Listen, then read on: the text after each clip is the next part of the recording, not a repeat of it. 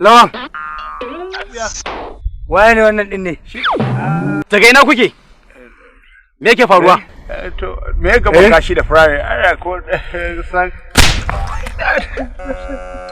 daga ina kuke na tambaye ku?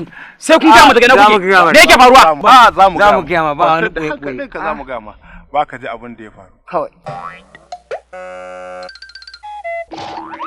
Oga ka ji abin da ya faru dalla ba munafurci. Shi da gaskiyar magana kuma ka gamsu.